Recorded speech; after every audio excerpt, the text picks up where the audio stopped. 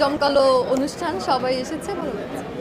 আপনার চেহারায় অনেকে কমেন্ট করে আপনি খুব সুন্দরী, কিন্তু একটা বিষাদ গ্রস্ততা বিরাজ করে, এটার পেছনে আসলে কারণ কি বিষাদ বিষাদ বিষাদ?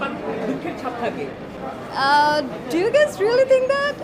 আই ডোন্ট নো, মেবি এটা আসলে আল্লাহ হয়তো আমাকে এভাবে বানিয়েছে, এখন আমি তো জানি না, হয়তো আমার একটু দুঃখ বিলাসী চেহারা হতেই তো পারে। মারিয়া কি নাটক ছেড়ে দিয়েছে?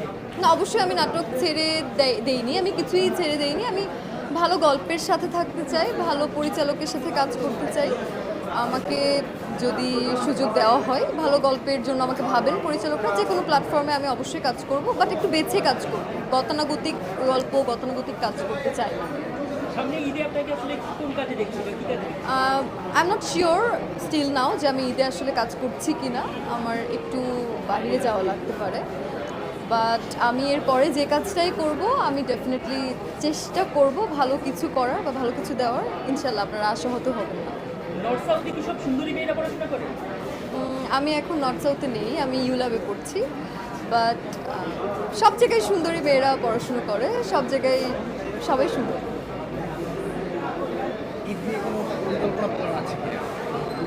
ঈদ চলে আসছে না, এখনো তো কোনো পরিকল্পনা নেই, বাট কোরবানিতে তো খুব একটা কিছু করা হয় না।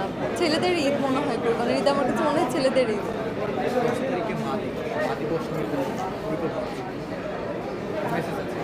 আমার মা আমার জীবনের সব থেকে স্পেশাল একজন মানুষ, মানে মার উপরে কেউ নেই, হয়তো সবার জীবনেই তাই।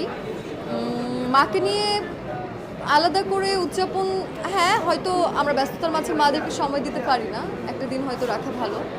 অবশ্যই আমি মাকে নিয়ে ঘুরতে যাব, প্ল্যান আছে। মাকে নিয়ে সবসময় স্পেশাল প্ল্যান তো থাকা উচিত সবার।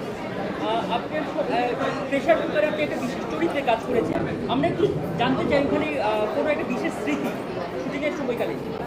প্রেশার কুকারের বিশেষ স্মৃতি, আমি আসলে প্রেশার কুকারের স্মৃতি অনেকবার বলেছি, আমি আবারও বলতে চাচ্ছি না। প্রত্যেকটা স্মৃতি আমার কাছে অনেক বেশি বিশেষ, বাট আমি অনেকবার বলেছি।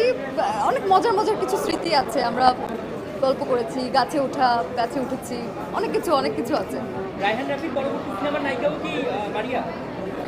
এইটা তো রাফি ভাইয়া জানে। রাফি ভাইয়া যদি আমাকে নেয়, আমি তো জানি না রাফি ভাই আমাকে নেবে কিনা। আমি জানি না সে পরবর্তী কী প্রোডাকশন করছে, এখন অবধি আমার আইডিয়া নেই, বাট অবশ্যই আমি তার সাথে আবারও কাজ করতে চাই।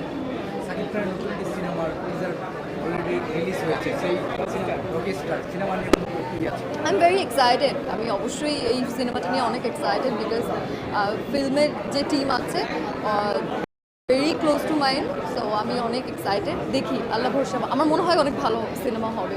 আমি দেখি। Thank you so much.